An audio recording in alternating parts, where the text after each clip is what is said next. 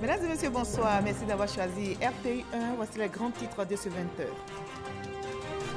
Le rideau est tombé hier samedi sur la 39e édition du Popo Carnaval à Beaunois. Ce rendez-vous est de la valorisation de la culture ivoirienne et principalement celle des Abourés a refermé ses portes en présence du vice-président Daniel Kablon-Duncan et du ministre d'État Ahmed Bakayoko. La célébration de la diversité culturelle a drainé du monde.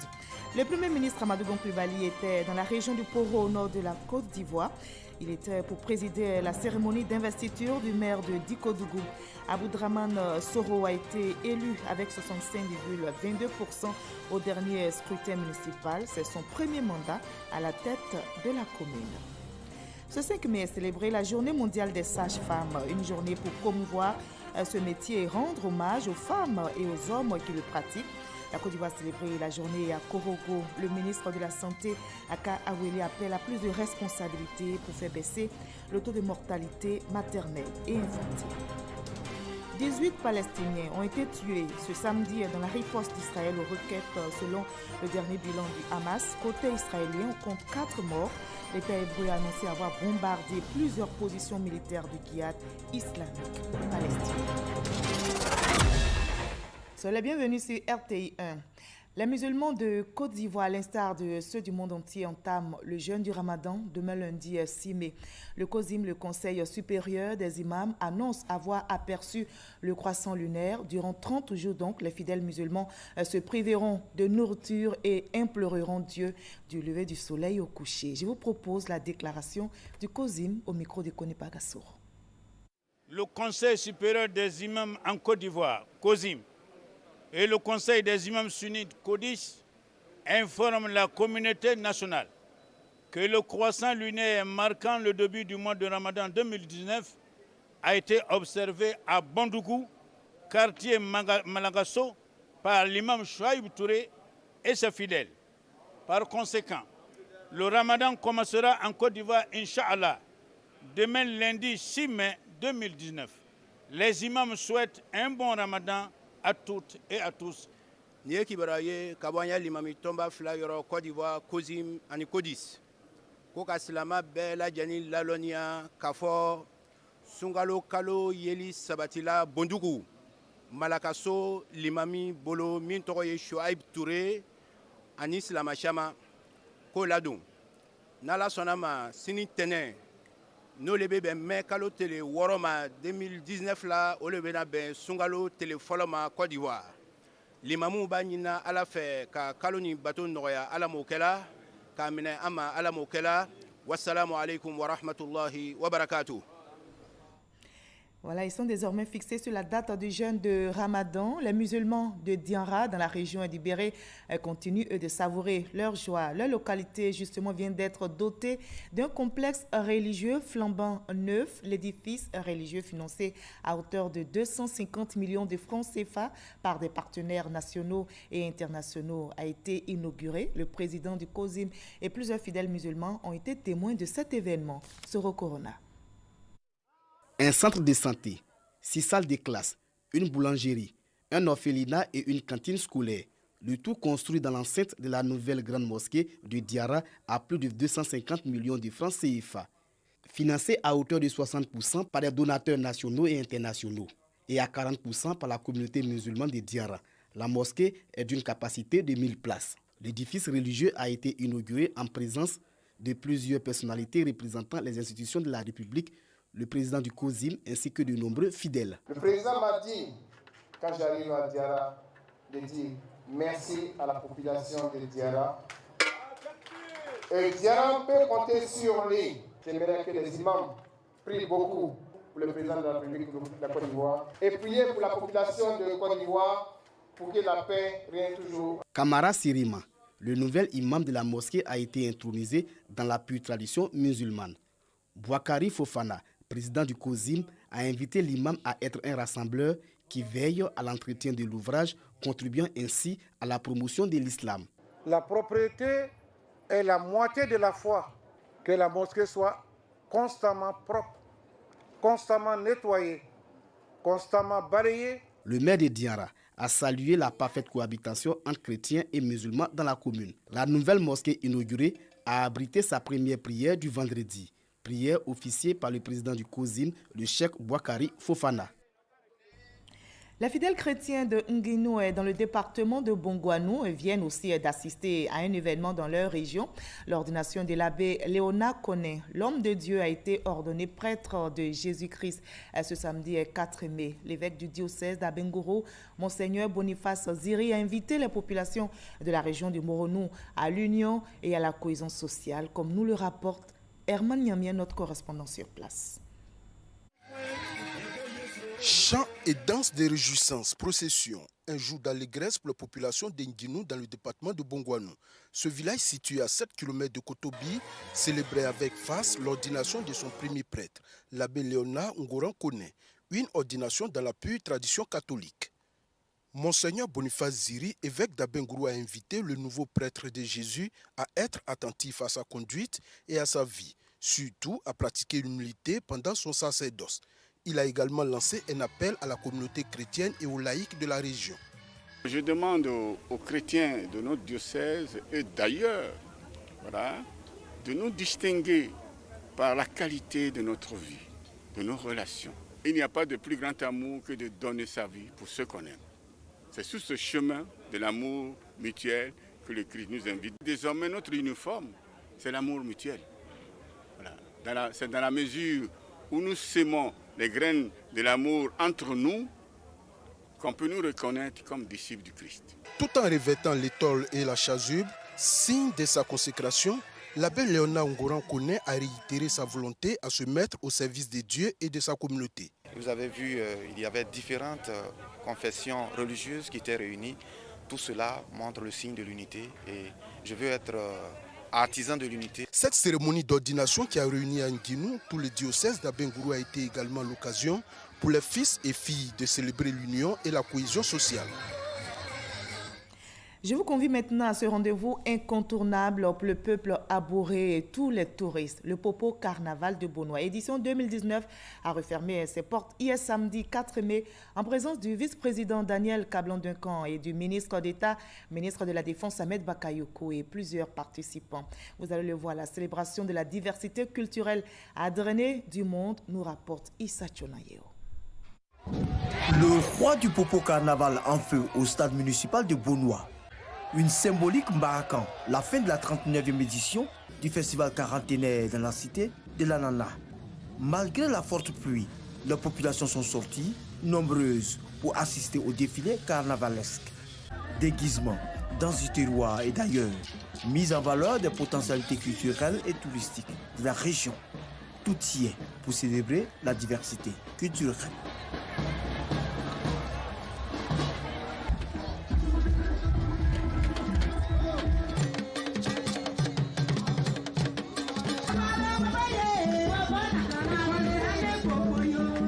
Le parrain de la cérémonie, le ministre d'État, ministre de la Défense, Ahmed Bakayoko, et le parrain honoraire, Daniel Kablan-Duncan, vice-président de la République de Côte d'Ivoire, saluent la vivacité culturelle du peuple abouré.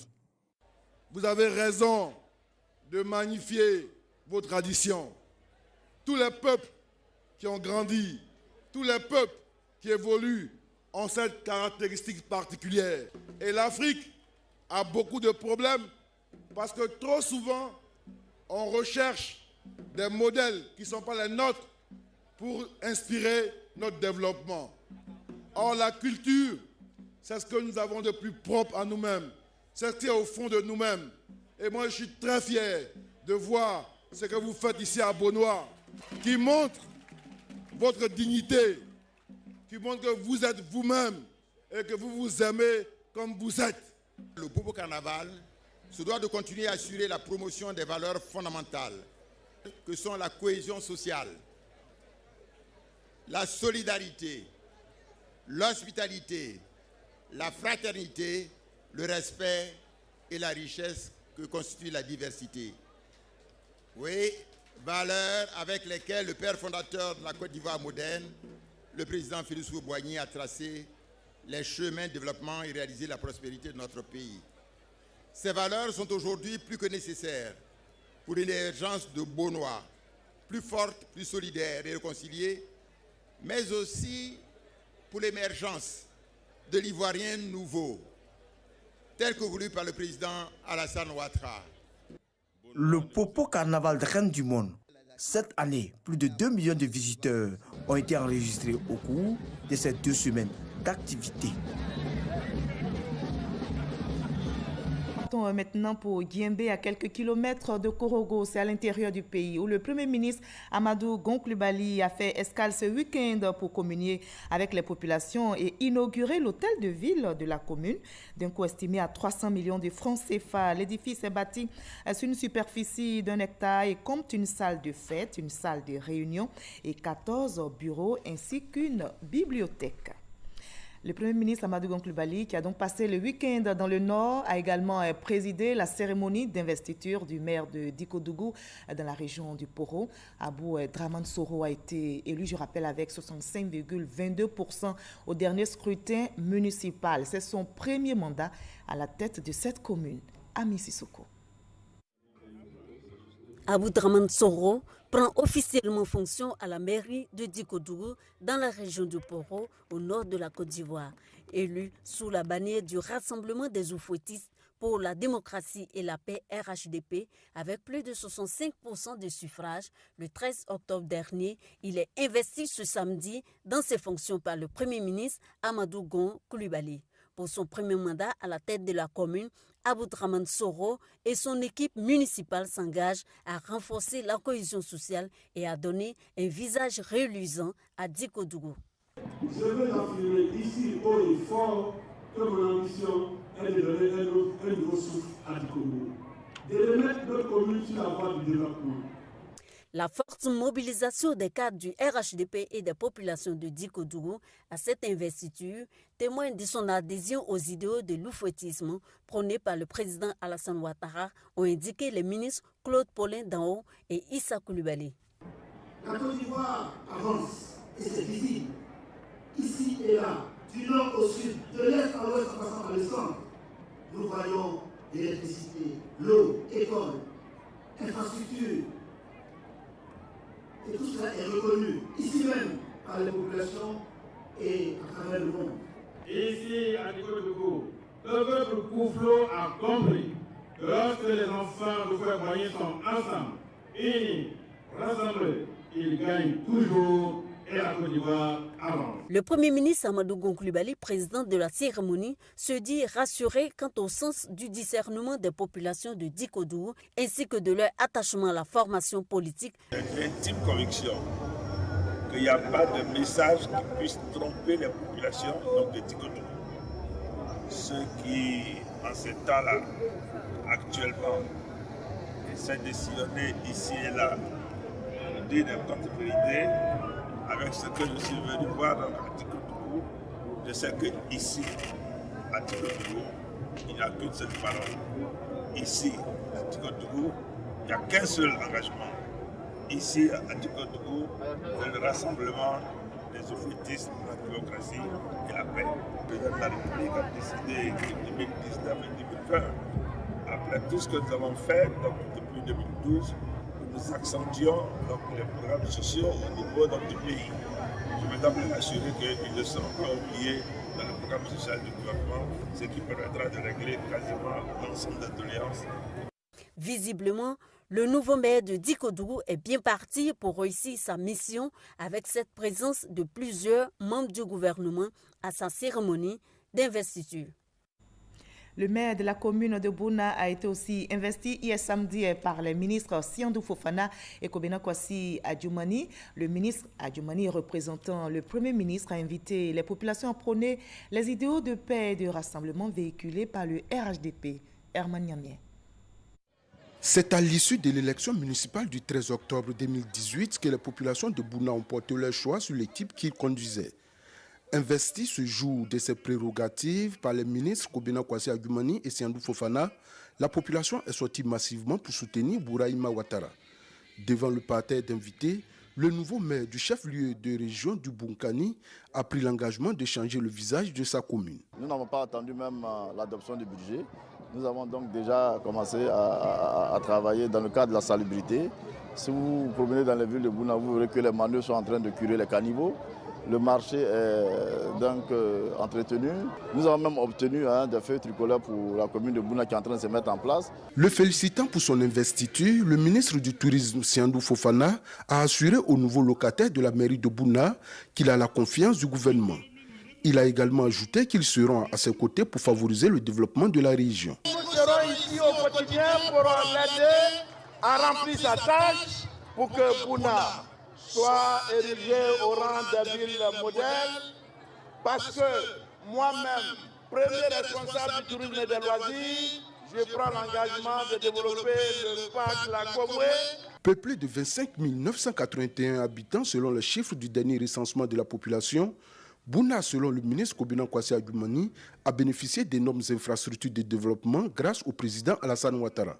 Il a donc exhorté les populations à se détourner des personnes qui veulent faire croire que le président n'a mené aucune action de développement au profit de la région. Avant que le président Alassane Ouattara ne soit président de la République de Côte d'Ivoire, nous savions où nous étions. Aujourd'hui, dans le Zanzan, à Bouna, à Bondoukou, à Sandégué, à Tanda, Transia, Koulbao, la plupart de tous nos villages sont électrifiés grâce à qui? Grâce au président Alassane Ouattara. Le représentant du Premier ministre a invité tous les fils du Bunkani encore réticents à rejoindre le RHDP pour participer ensemble au développement de la Côte d'Ivoire. Les populations de Béoumi dans la région de Béké ont aussi rendu hommage ce samedi au président de la République pour ses actions de développement dans leur région. Plusieurs cadres, avec à leur tête le ministre de la Communication et des Médias, porte-parole du gouvernement Sidi Touré, ont appelé à la paix. Léon Pro. Reconnaissance et soutien des populations de cette sous-préfecture du département de Béoumi, avec à leur tête le chef du canton, Nana Barthélémy Yago, au président Alassane Ouattara. Cette unanimité, d'abord en raison du renforcement et du reprofilage régulier des 888 km de route et des ouvrages qui achèvent de désenclaver le département. Les deux ponts construits respectivement sur la rivière Kam et le fleuve Bandama ont permis à Béoumi de s'ouvrir à nouveau sur le monde extérieur avec la reprise des activités économiques. De 2011 à 2019, le taux d'électrification a atteint les 80% et la couverture sanitaire du département aussi améliorée. Sur le plan éducation, les populations ont l'appui de la tutelle pour reconnaître les acquis. Il y a 234 salles de classe du primaire qui ont été construites pour un coût global de près de 3 milliards de francs CFA. Sans compter, n'est-ce pas, le collège, n'est-ce pas, de Bourebo. Mais le meilleur reste à venir avec le programme social du gouvernement voulu par le chef de l'État pour une redistribution des fruits de la croissance, explique Serge Anissé-Brou et le ministre Sidi Touré. Il s'agit de répondre par des infrastructures aux attentes des populations pour leur épanouissement. Une raison pour ces deux membres du conseil politique du RHDP de requérir l'unité autour du président de la République. Le développement dans Béké, le développement dans Béoumi a un seul nom, Alassane Ouattara et Amadou Gon Coulibaly. Le reste, l'ambition est légitime, mais il ne faut pas, au nom de l'ambition, venir essayer de ternir ce que les populations voient en termes de réalisation pour elles. Beaucoup d'autres choses viendront pour combler ces populations dans Béoumi. Ce message, le ministre Sidi Touré l'a aussi passé de jour comme de nuit dans les localités les plus reculées du département de Béoumi, à l'instar de Toudjan 1 et 2, Blemplo, Golimaya ou Marabadiassa. De leur côté, les militants du Front populaire ivoirien se sont retrouvés à Adzopé ce 4 mai pour célébrer la fête de la liberté. Le président du FPI, Pascal Affi N'Guessan, a invité les militants à se mobiliser pour les futures échéances électorales. Éric Goré pour le reportage. Ils étaient autour de leur président Pascal Affi N'Guessan à cette fête de la liberté à Adzopé. Après une marche de 5 km, les militants du Front populaire ivoirien ont eu droit à un meeting au stade municipal. Pour eux, cette célébration est synonyme d'engagement. pour la réconciliation de tous les militants du parti. Le parti est en crise, c'est vrai, mais les militants sont là. Vous voyez qu'aucune section du FPI n'est allée au RDA ou bien au PDCI. Et donc nous pensons que la crise va se résoudre et on va se retrouver pour aller reprendre le pouvoir parce que le Front populaire va avoir les capacités. Nous avons des idées, nous avons des hommes, nous avons un programme. Nous allons donc aller dans le jeu qui nous permettra de rentrer dans une culture nouvelle. Une culture qui va mettre en évidence des objectifs clairement définis, des indicateurs.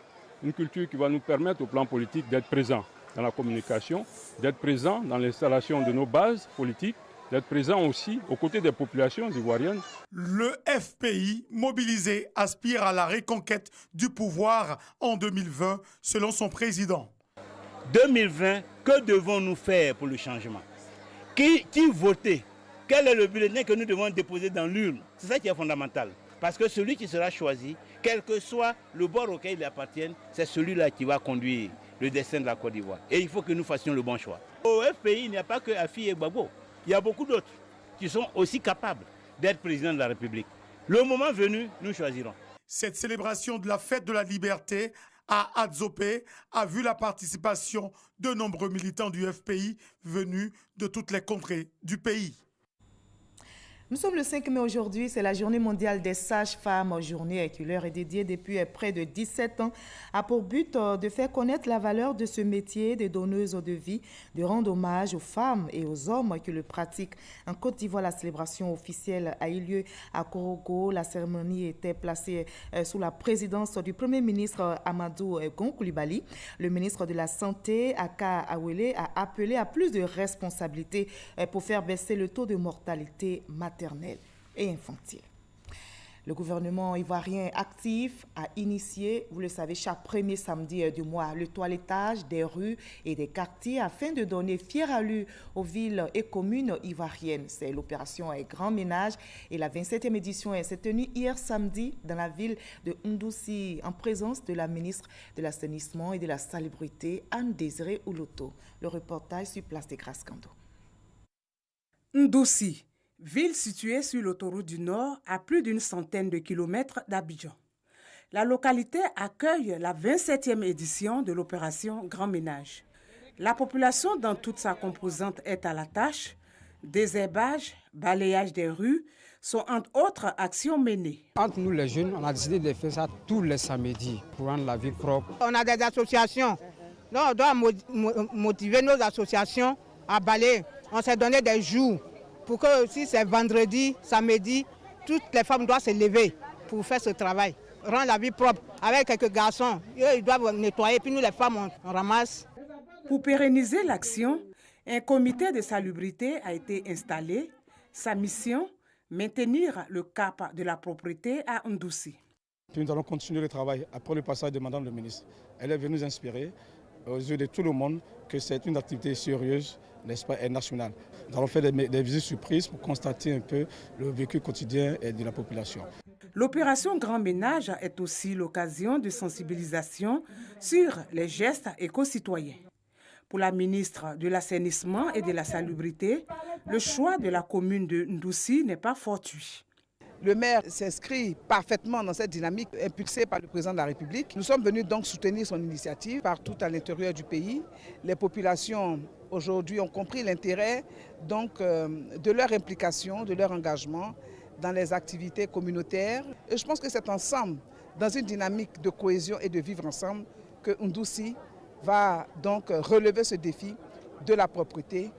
Message que guides religieux, associations de femmes, de jeunes et d'élèves entendent mettre en pratique en initiant des actions de salubrité.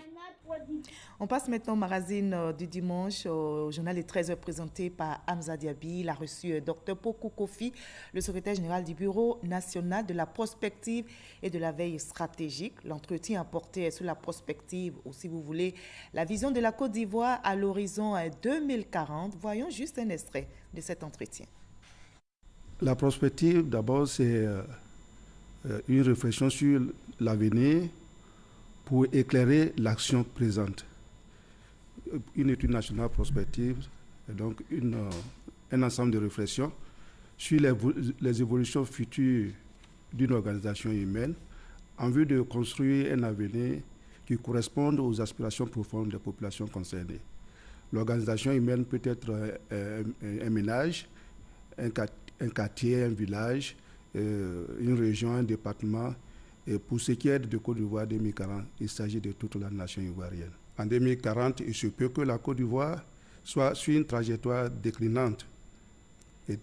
C'est vrai que la Côte d'Ivoire va continuer de jouer les premiers rôles dans la production de matières premières mondiales, ce qui lui permet d'avoir une des économies les plus dynamiques en Afrique et avec des taux de croissance relativement élevés. Cependant, effectivement, il y a des problèmes, des facteurs bloquants, tels que l'environnement interne qui est en permanence troublé par les processus politiques, élections RT, échec donc des réformes institutionnelles, le clientélisme politique, etc., etc.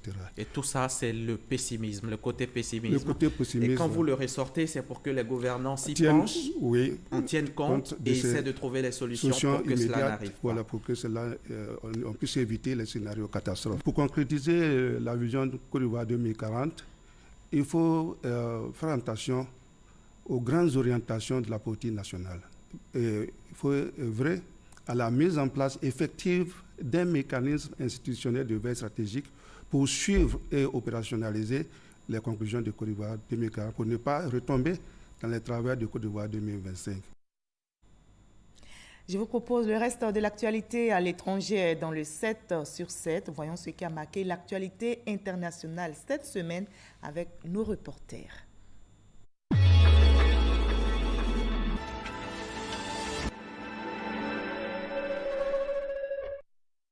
En Espagne, les partis indépendantistes catalans ont gagné du terrain. Ils ont obtenu 22 des 350 sièges de la Chambre des députés. Les élections législatives anticipées ont donné une courte majorité au Parti socialiste de Pedro Sánchez et c'est une première. Le nouveau Congrès comptera 5 élus catalans. Ils ne pourront siéger immédiatement car étant en prison 4 députés et un sénateur. Jean Guaidó, ancien président de l'Assemblée nationale et évincé de son poste fin mars, appelle les Vénézuéliens et l'armée à mettre fin à l'usurpation aux côtés de Leopoldo López, autre dirigeant de l'opposition, sur une base militaire dans le centre de Caracas. Le gouvernement dénonce une tentative de coup d'État et les soutiens du président Maduro appellent à un rassemblement autour du palais présidentiel. Le Conseil de paix et de sécurité de l'Union africaine indique dans un communiqué qu'il entend accorder un nouveau délai allant jusqu'à 60 jours pour que les militaires au Soudan remettent le pouvoir à une autorité civile de transition. Avec la même menace de sanctions, l'Union africaine avait déjà donné 15 jours pour que le pouvoir soit transféré aux civils à la suite du renversement du président soudanais par les militaires. Au Bénin, des centaines de partisans de l'ancien président béninois Thomas Yayi Boni ont dressé des barricades enflammées ce jeudi pour protéger sa résidence à Cotonou. Ceux faisant face à l'armée dans un climat tendu après les violences de mercredi. C'était la deuxième journée de tension. Des banques et un concessionnaire de véhicules ont été vandalisés et des vitres de ministères brisées. Et après plusieurs jours de négociations difficiles, le nouveau Premier ministre malien engrange incontestablement son premier succès. Boubou Cissé a signé avec la majorité présidentielle et une partie de l'opposition en présence des mouvements signataires de l'accord de paix d'Alger, un accord politique, accord qui porte notamment sur un dialogue inclusif pour sortir de la crise et l'apaisement du climat social. États-Unis, un Boeing 737 transportant 143 personnes a manqué son atterrissage sur une base navale de Floride aux États-Unis. L'appareil arrivait de la base navale de Guantanamo à Cuba avec 136 passagers et 7 membres d'équipage. Il avait décollé pendant un orage et terminé sa course dans un fleuve sans faire de blessés graves, ont annoncé les autorités militaires. Au moins 3 personnes tuées près d'Ashkelon dans le sud d'Israël par des roquettes, a indiqué la police de l'État hébreu. Ce dimanche, un 5e Palestinien a trouvé la mort dans une frappe de riposte d'Israël portant à 8 le nombre de victimes à Gaza depuis le début de l'escalade armée. Il s'agirait d'un commandant du Hamas selon un communiqué du mouvement islamiste du nom de Hamad al-Khoni.